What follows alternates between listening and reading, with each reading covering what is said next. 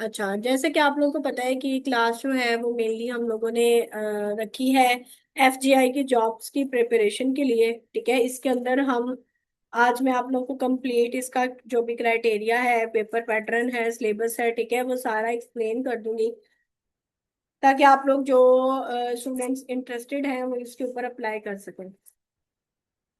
अच्छा, इसमें ये है कि सबसे पहले हम लोगों ने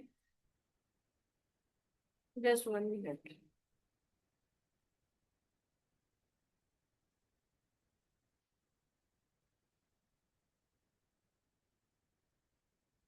आप लोगों ने इसकी जॉब एडवर्टाइजमेंट देखी होगी,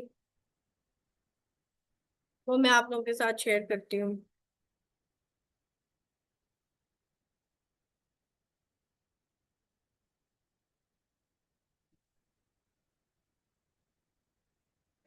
जस्ट 1 मिनट में आप लोग के साथ ना इसकी जॉब्स जो है इस।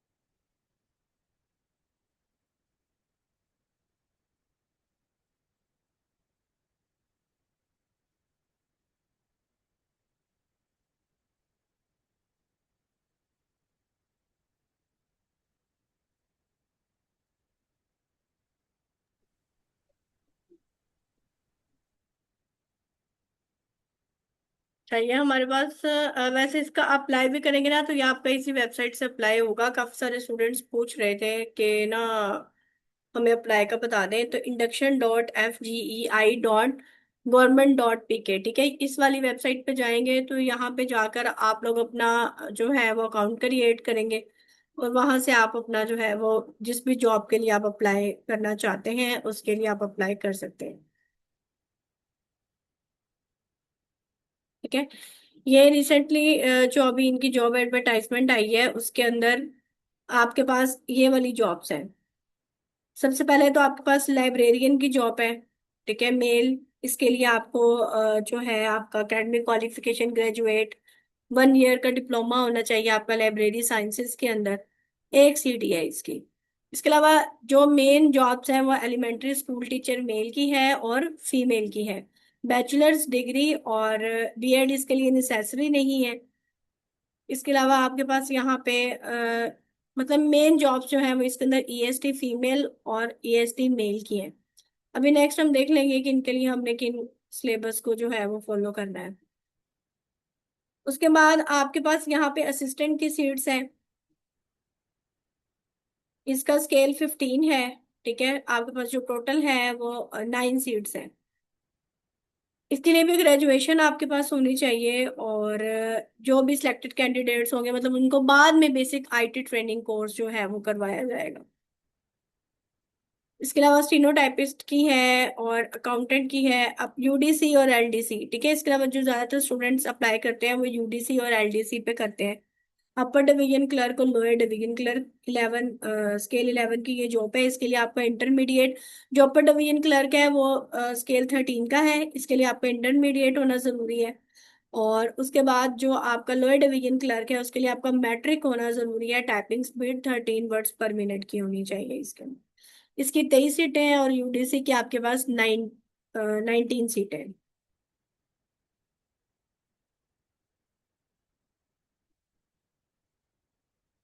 उसके बाद ये ड्राइंग टीचर है, इंस्ट्रक्टर वगैरह है, तो ये सिंध रूरल की है। ठीक है, सिंध की ये जॉब है। तो आप लोग जो है वो इंडक्शन डॉट यहाँ पे जाके ना आप इसके ऊपर अप्लाई कर सकते हैं। ठीक है, इस वाली वेबसाइट के ऊपर induction.fgei.government.pk। तो जो स्टूडेंट्स पूछ रहे थे ना कि हम इसको कहाँ से अप्लाई करेंगे, तो वह यहाँ से अप्लाई करेंगे इसको। ठीक है, ओके, नेक्स्ट अब हम इसके थोड़ा सा सिलेबस की तरफ आते हैं ताकि आप लोगों को पता चल जाए कि आप लोग जिसके लिए अप्लाई कर रहे हैं उसके लिए आपको क्या क्या प्रिपेयर करना पड़ेगा। तो इन्होंने अपने जो ऑफिशियल वेबसाइट है इसके ऊपर इन्होंने अपना सिलेबस जो है वो अनाउंस किया हुआ है।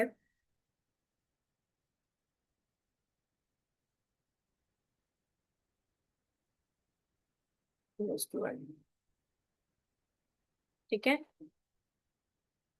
तो यहाँ देखिए ये जो लाइब्रेरियन की जॉब है ना, स्टार्ट में, इसमें ना सिर्फ फर्क आपके पास थोड़ा सा आएगा कि यहाँ पे ये देखिए जैसे एलिमेंट्री स्कूल टीचर, इसका जो है इसके अंदर एक तो आपको इंग्लिश प्रिपेयर करनी है, 20% आपको इंग्लिश आना है। फिर पाकिस्तान स्टडीज प्लस जीके, ये आपको 20% आना है। मैथमेटिक्स आपको 20% आना है।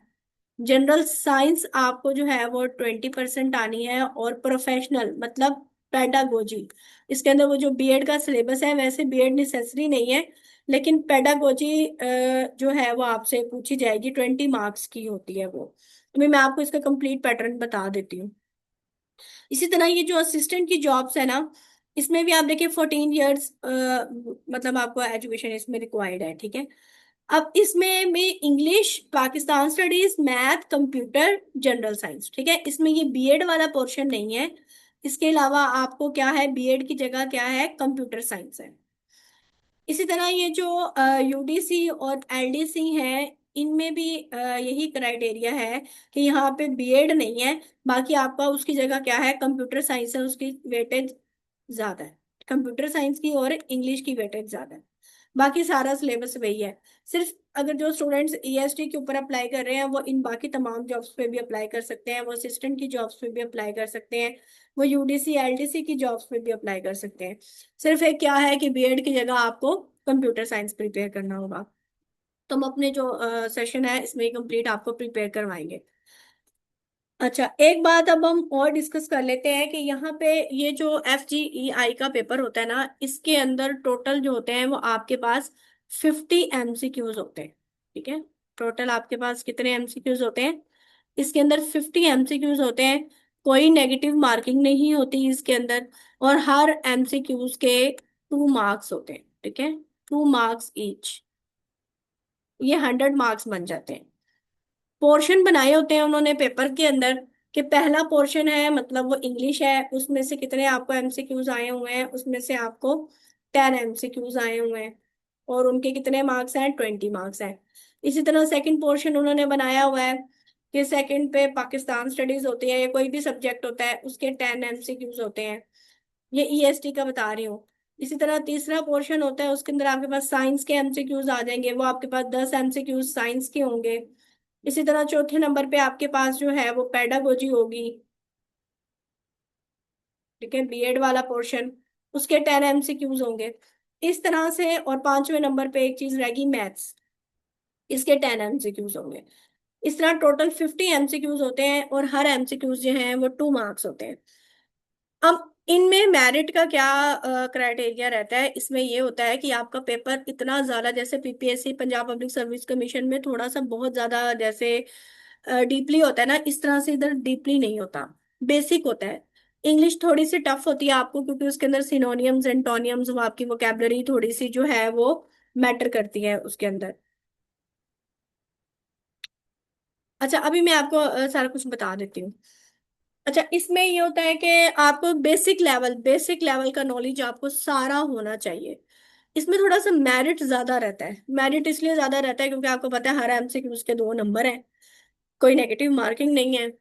और तकरीबन अगर आप इसके अंदर 80 तक स्कोर कर जाते हैं ना, 80 मार्क्स या 80 से ऊपर, तो फिर आपके चांस बढ़ जाते हैं कि आप मतलब ये जॉब जो है वो गेन कर सकते हैं। इसलिए मैं आपको स्टार्टिंग में ही कह रही हूँ कि अगर आपने इस पेपर को क्रैक करना है तो आप अपने माइंड में बता लें कि आपने 80 या अबव 80 मार्क्स लेने हैं, तब भी आप जाकर मेरिट के अंदर फॉल करेंगे। इसमें थोड़ा सा मेल का जो मेरिट होता है ना वो ज्यादा होता है और फीमेल का मेरिट थोड़ा सा कम होता है, लेकिन इतना ज्यादा डिफरेंस नहीं होता। अच्छा, उसमें लेकिन पिछली दफा फीमेल्स का ज्यादा था। ये कुछ नंबर ऑफ सीट्स पे भी डिपेंड करता है ना। अब इसका पेपर ये है, अभी जब क्लोजिंग डेट होगी ना, क्लोजिंग डेट के बाद विद इन 1 मंथ इसका पेपर हो जाएगा। कि आपको ज्यादा टाइम नहीं मिलने वाला है इसके अंदर। ज्यादा से ज्यादा 1 मंथ, सॉरी, ज्यादा से ज्यादा 40 डेज और कम से कम 1 मंथ। इससे ज्यादा आपको टाइम इसके पेपर में वो नहीं देंगे, क्योंकि पिछली दफा जो सीट्स आई थी तो उसमें भी ऐसा ही हुआ था कि क्लोजिंग डेट के बाद विद इन 1 मंथ इसका पेपर हो गया था। तो आप 1 मंथ को माइंड में रख के इसकी प्रिपरेशन करें।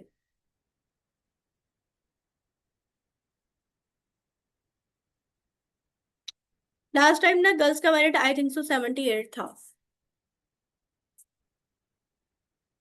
फिर भी मैं आपको कंफर्म बता दूंगी, मेरे ख्याल से 78 था। अब हम थोड़ा सा ना डिस्कस कर लेते हैं। वैसे हम टॉपिक भी, मैं आपको एक टॉपिक भी पढ़ाऊंगी। हम ना थोड़ा सा ये डिस्कस कर लेते हैं कि जैसे अब आपने इंग्लिश पढ़ना है, तो इंग्लिश के अंदर आपने कौन कौन सी चीज़ें पढ़नी है, ताकि अगर जो स्टूडेंट्स, हाँ जी, मेल का 74 था और फीमेल का 78 था। अगर जो स्टूडेंट्स जो हैं वो सेशन ना भी ज्वाइन करें, तो वो खुद से भी इसकी तैयारी करें, तो उनको पता हो कि हमने इन टॉपिक्स को प्रिपेयर करना है। अच्छा, अब ये जो मैं आपको बता रही हूँ ना, अब ये आपका हर एग्जाम में आपको मदद देगा। चाहे आप पीपीएससी की तैयारी कर रहे हैं, चाहे आप ये एफजीआई की, ईएसटी या असिस्टेंट या एटसेट्रा जो भी तैयारी कर रहे हैं, एनटीएस की तैयारी कर रहे हैं, उन सब के अंदर जब भी आप इन सब्जेक्ट्स को तैयार करेंगे, तो आपने इन तमाम डोमेन्स को देखना है। आपने इन तमाम डोमेन्स को प्रिपेयर करना है। G2 2025 में आएंगी। अच्छा, अगर अब आप देखें, अगर आप इंग्लिश की तैयारी कर रहे हैं, तो इंग्लिश में हमें हमने क्या क्या प्रिपेयर करना है। इंग्लिश के अंदर सबसे पहले तो आप लोगों ने ना पार्ट्स ऑफ स्पीच तैयार करनी है। जब आप पार्ट्स ऑफ स्पीच करेंगे, ठीक है, सबसे पहले आपको पता होना चाहिए कि फ्रेजेस क्या होते हैं, क्लॉजेस क्या होते हैं। ठीक है, फ्रेजेस क्या होते हैं, क्लॉजेस क्या होते हैं। और दूसरी चीज आपको पता होना चाहिए सेंटेंस की टाइप्स। ठीक है, सेंटेंस किस तरह के होते, वो तो हम बाद की बात है। Noun, pronoun, verb, adjective, adverb, ये आपको पता ही होंगे पार्ट्स ऑफ स्पीचेस का। अच्छा, पार्ट्स ऑफ स्पीच जब आप कर रहे हैं, फिर उसके बाद आप टेंसेस करें, टेंसेस करेंगे हम। ठीक है, टेंसेस आपको 12 के 12 टेंसेस अच्छे तरीके से आते होंगे। देन आप एक्टिव एंड पैसिव वॉइस और डायरेक्ट और इनडायरेक्ट स्पीच कर सकते हैं। जब तक आप लोगों को टेंसेस नहीं आएंगे ना, तब तक आप लोग इन दोनों चीजों को अच्छे तरीके से नहीं कर सकते। और एक्टिव और पैसिव वॉइस, बेशक आपका कोई एफपीएससी का पेपर है या पीपीएससी का पेपर है, इन तमाम पेपर्स के अंदर tenses, active, passive, direct, indirect, इनके क्वेश्चंस लाजमी आते हैं। इसके अलावा प्रेपोजिशंस, मोस्ट इंपॉर्टेंट प्रेपोजिशंस हैं। ठीक है, प्रेपोजिशंस में से भी क्वेश्चन आते हैं। पिछला जो पेपर आया था ना, उसमें से भी प्रेपोजिशंस में से आए हुए थे, सिनोनियम्स, एंटोनियम्स आए हुए थे। ठीक है, इस तरह से थोड़ी सी इंग्लिश टफ थी पिछली दफा का जो पेपर था। Subject verb agreement. ठीक है, अगर आपके स्कूल, अगर आपके डिस्ट्रिक्ट के अंदर या तहसील के अंदर इनके स्कूल्स हैं, तो आपकी वहां पे पोस्टिंग हो सकती है। Subject verb agreement. ठीक है, उसके अलावा हम कंडीशनल सेंटेंसेस, इसके अंदर जो फर्स्ट कंडीशन, जीरो कंडीशनल होते हैं, फर्स्ट कंडीशनल होते हैं, सेकंड होते हैं, थर्ड होते हैं, ये भी आपसे क्वेश्चंस जो है वो पूछे जाते हैं। एंटोनियम्स, सिनोनियम्स, ये तो मोस्ट इम्पॉर्टेंट है। और वैसे ये आप जितना मर्जी कर लें, इसका बेस्ट तरीका ये है कि आप कुछ वोकैबलरी करें। इसके बाद एंटोनियम, सिनोनियम जो पास पेपर्स में, पीपीएससी के पास पेपर्स में आए हुए हैं, वो सारे रीड कर लें, उनको सारे अच्छे तरीके से कर लें। इसके अलावा अगर आप ले सकते हैं ना, तो फेडरल की बुक्स ले लें, फेडरल की 8, 9, 10, मतलब इनको कंसल्ट कर लें, तो वहां से भी आपको काफी हेल्प मिल सकती है। One word substitutions. ठीक है, तो ये सारी जो आउटलाइन है वो हम इंग्लिश के अंदर जो है वो कवर करें। तो अब अगर आप किसी भी एग्जाम की तैयारी कर रहे हैं, तो अगर आप ये सारी कर लेते हैं, तो ये आपका बहुत अच्छा जो है ना वो कवर हो जाता है, इंग्लिश वाला पोर्शन। इसके अलावा इडियम्स, फ्रेजेस हैं।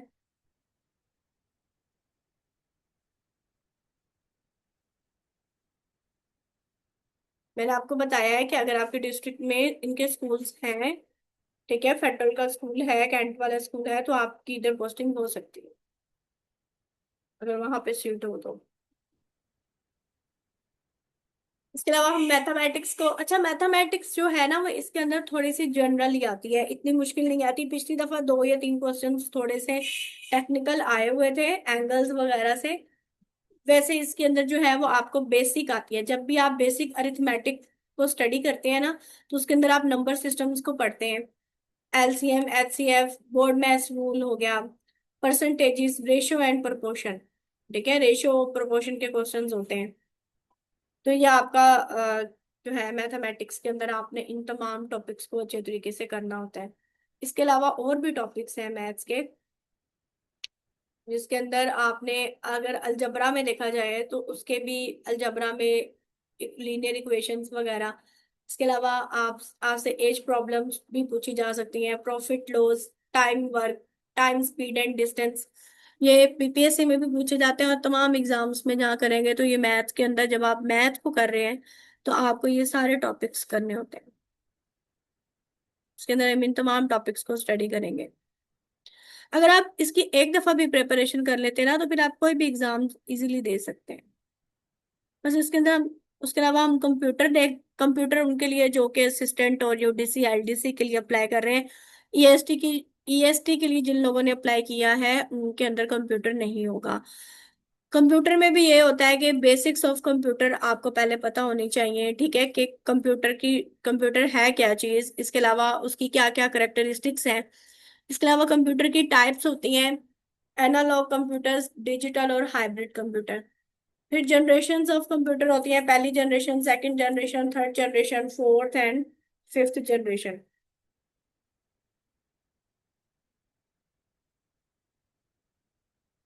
उसके बाद इसके अंदर जो आप प्रिपेयर करते हैं वो आप करते हैं इनपुट डिवाइसेस और आउटपुट डिवाइसेस, मतलब कीबोर्ड, माउस वगैरह सारा कुछ,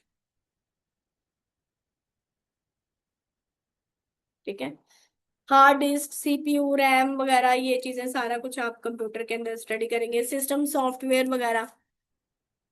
और MS word, power point, excel, ठीक है, ये आपको आना चाहिए। एमएस वर्ड भी, एक्सेल भी, पावर पॉइंट, इनकी शॉर्ट कीज वगैरह।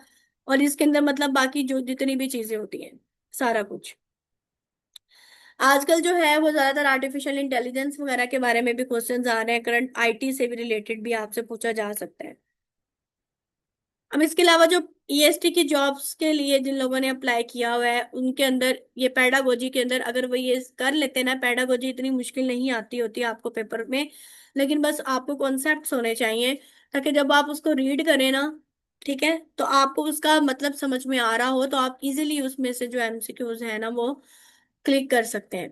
बेसिक्स ऑफ एजुकेशन, ठीक है, बेसिक्स ऑफ एजुकेशन आपको मतलब इसकी बेसिक पता हो, educational psychology, learning theories, child development, teaching methods, classroom management, assessment and evaluation, curriculum और professional skills of a teacher.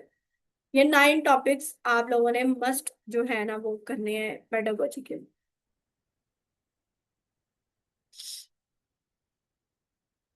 बाकी रह गया हमारे पास पाकिस्तान अफेयर्स। अच्छा, पाकिस्तान अफेयर्स जो है ना, पाकिस्तान अफेयर्स में ये होता है कि आप जब भी पाकिस्तान अफेयर्स को, हिस्ट्री या पाकिस्तान अफेयर्स को जब भी आप स्टडी करते हैं तो आप मेनली 3 तरह से उसको स्टडी करते हैं। सबसे पहले तो आप इंडो पाक हिस्ट्री, मतलब 712 से लेकर 1857 तक जो है ना वो आप इसको स्टडी करते हैं। उसके अंदर आपके पास आ जाता है जो है मोहम्मद बिन कासिम आ जाता है, उसके बाद गजनवी आ जाता है, गौरी आ जाते हैं, और फिर दिल्ली सल्तनत आ जाता है, और फिर मुगल एम्पायर आ जाता है। प्री पार्टीशन में आप स्टडी करते हैं 1857 से लेकर 1947 तक, ठीक है। जितने भी अब इसके अंदर ब्रिटिश गवर्नमेंट आ गई थी, ब्रिटिश कॉलोनियल इरा है, और जितने भी इसके अंदर मुस्लिम लीग की इस्टेब्लिशमेंट हुई, वर्ल्ड वार्स हुई, वो सारे आप इवेंट्स इसके अंदर स्टडी करेंगे। और हम इसके अंदर आपको सारे इवेंट्स इसलिए करवाएंगे क्योंकि आपका पेपर में मेंशन है पाकिस्तान अफेयर्स एंड जीके, ठीक है, तो वो जीके का पार्ट भी बन जाता है। पोस्ट पार्टीशन में 1947 से लेकर 2026 तक आप लोग स्टडी करें। वैसे आपके पेपर में अगर पाकिस्तान स्टडी से रिलेटेड आएंगे तो वो ये इन 2 पोर्शन को टच करेगा, प्री पार्टीशन हिस्ट्री को और पोस्ट पार्टीशन हिस्ट्री को। वो ये जो इंडो पाक हिस्ट्री है इसको वो शायद ही टच करे। वैसे प्री पार्टीशन और पोस्ट पार्टीशन अगर आप इसके पास पेपर्स भी देख लें तो वो इन 2 एरियाज को जो है वो ज्यादा टैकल करेगा, ठीक है। तो आपने इन 2 एरियाज को अच्छे तरीके से तैयार कर लेना है। अच्छा, अब जीके जब हम पढ़ते हैं ना तो जीके के अंदर हम लोग मेनली, अब आप जितना मर्जी जीके कर लें आप इतना वास्ट कर ही नहीं सकते, क्योंकि वो जियोग्राफी के लिहाज से भी पाकिस्तान अफेयर्स में पाकिस्तान की जियोग्राफी भी आ जाती है, ठीक है। पिछले भी क्वेश्चन है, पाकिस्तान अफेयर्स में पाकिस्तान की जियोग्राफी भी आ जाती है। अब जियोग्राफी आ गई, अब वो जीके से रिलेटेड क्वेश्चन करेगा, वो जीके से रिलेटेड आपसे कुछ भी क्वेश्चन कर सकता है। जीके से रिलेटेड आप एक तो वैसे अगर हम करवाएंगे ना, तो हम थोड़ा सा आप लोगों को advance level, basic to advance दोनों तरह से करवाएंगे, ताकि वो आप लोगों का फिर बाद में दूसरे एग्जाम्स में भी आपको हेल्प दे। ठीक है, ऑर्गेनाइजेशंस हो गया, इसमें आपने स्पोर्ट्स को थोड़ा सा कवर कर लें।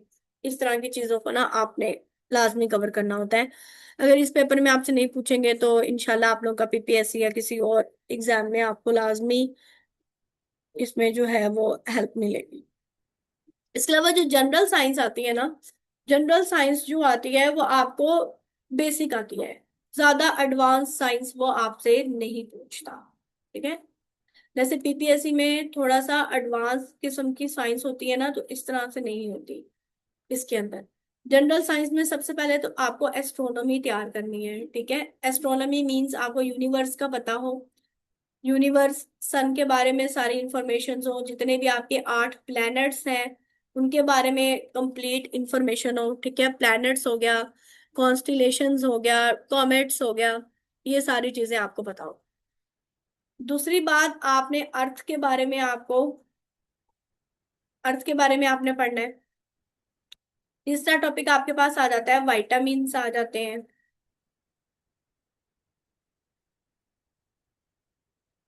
ठीक है, इससे रिलेटेड जो डिसीजेज आ जाती हैं।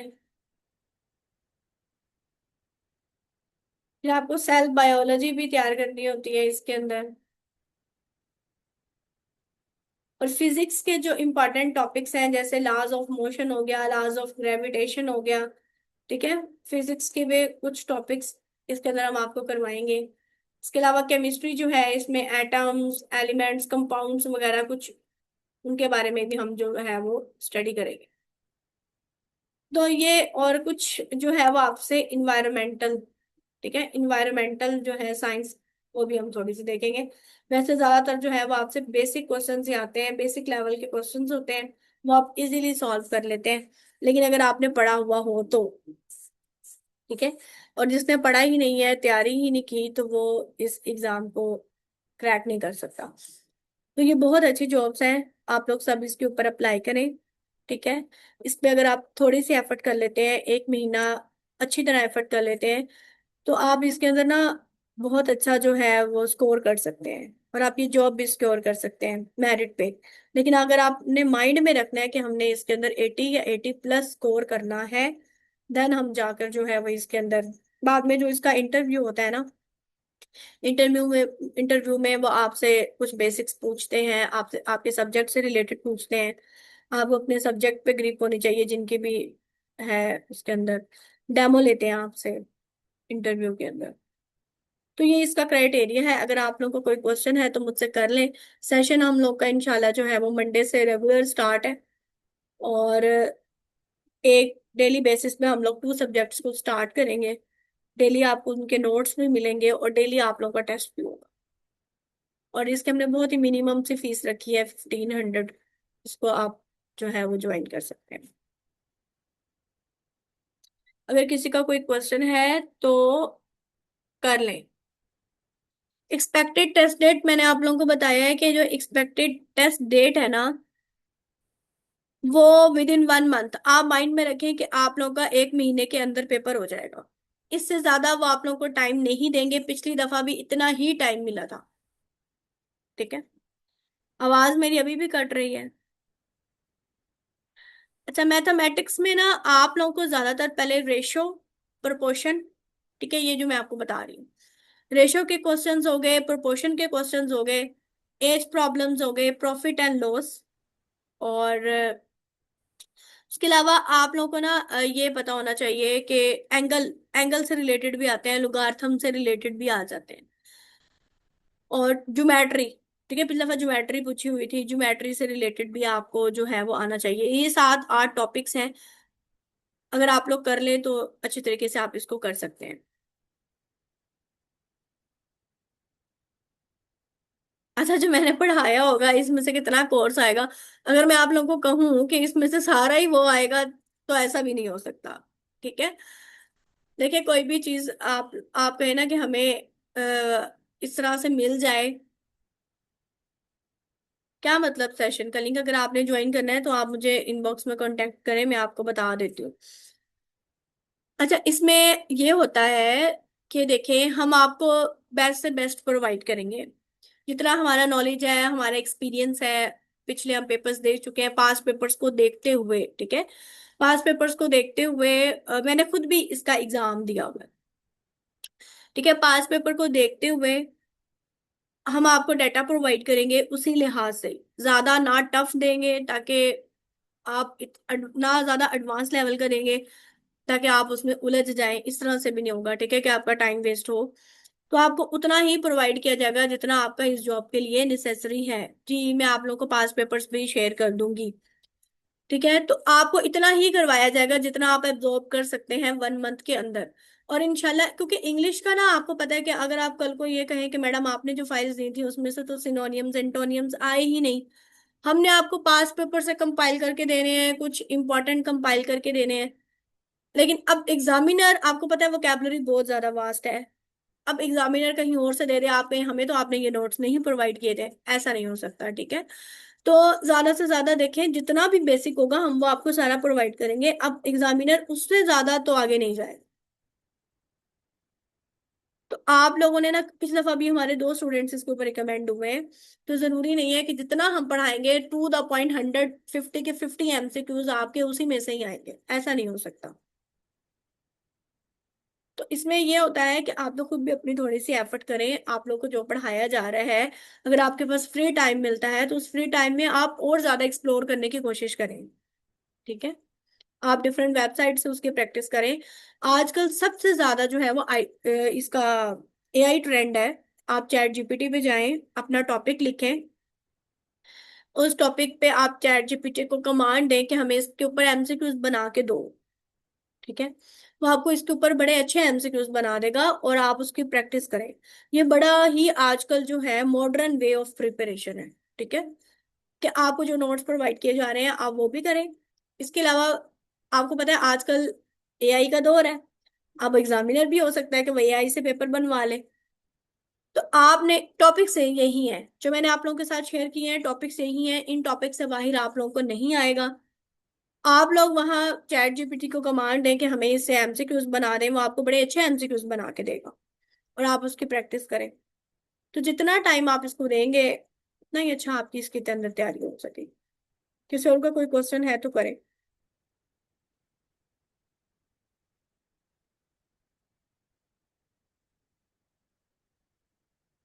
किसी का कोई क्वेश्चन है तो कर लें, अस्सलाम अदरवाइज। वालेकुम।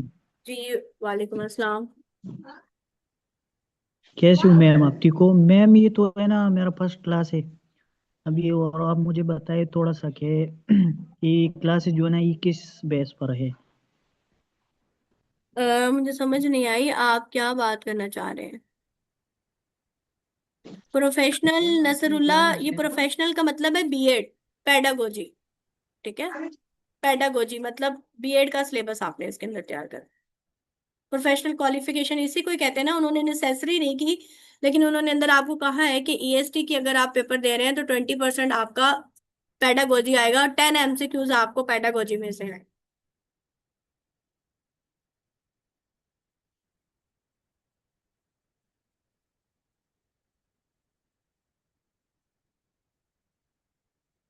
जी जी, पेडागोजी हो जाएगा। जी जी, आप लोगों को रिकॉर्डेड लेक्चर्स भी मिलेंगे जो स्टूडेंट्स, वैसे भी हम पहले पीपीएससी, हमारा पंजाब पीपीएससी के भी 2 सेशंस चल रहे हैं इस टाइम क्लासेस के। तो हम जो भी पढ़ाते हैं डेली का लेक्चर होता है, उसका फौरी बाद विद इन 30 मिनट्स उसकी रिकॉर्डिंग ग्रुप में शेयर कर दी जाती है।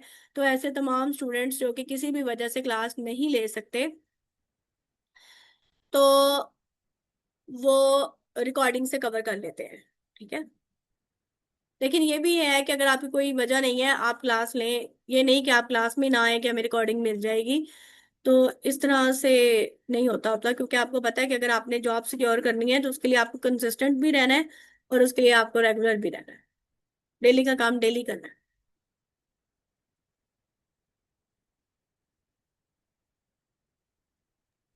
मैम मेरा एक क्वेश्चन है।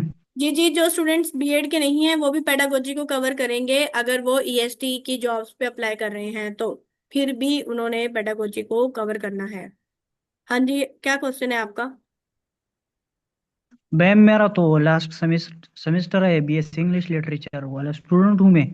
अच्छा। अगर मैं ये क्लास लेना चाहता हूँ तो ये तो कोई मैटर नहीं करता ना। नहीं नहीं, आप क्लासेस ले सकते हैं। देखें, अगर आपका ये है क्या कल को आपने पीपीएससी का पेपर देना है, पंजाब पब्लिक सर्विस कमीशन की तैयारी करनी है, तो आप अभी से उसकी तैयारी कर सकते हैं। और अगर अच्छा। आपको ये है कि कल को मैंने एफ जी ई और आई ये में भी। आपकी ये सारी क्लासेस जो है ना, ये सारे करंट अफेयर्स। जी जी, वो जो पीपीएससी का सेशन हम चला रहे हैं ना, देखिए हम एफजीआई का जो मैं अच्छा अभी ठीक आपको है बता मैम। रही हूँ इसमें तो हम 5 सब्जेक्ट्स करवाएंगे। लेकिन जो हमारा पीपीएससी का सेशन चल रहा है उसमें तो हमने 10 के 10 सब्जेक्ट्स करवाने हैं आप लोगों को। और वो तो पूरे 2 माह का सेशन है। ठीक है मैम। Okay ma'am. अस्सलाम वालेकुम। जी वालेकुम अस्सलाम। मैम एक्चुअली मैंने ये कम्युनिटी रैंडम ज्वाइन की है, तो आप ब्रीफली बता दें कि आपका सेशन कैसे ज्वाइन करना है, और किसी को इनवाइट करना हो या आपको डीएम कैसे करना है, और फी कैसे सबमिट होगी। अच्छा, इसमें ना ये है कि आप जो नंबर दिया हुआ है ना, ग्रुप में नंबर दिया होगा या जिससे मैसेज आया होगा, आप उस पर मैसेज करें। आपको पेमेंट मेथड बता देंगे, आप फी पे करके स्क्रीनशॉट सेंड कर दें, आपको ग्रुप में ऐड कर दें। और सेशन ओके क्या? Ma'am, thank. हाँ जी।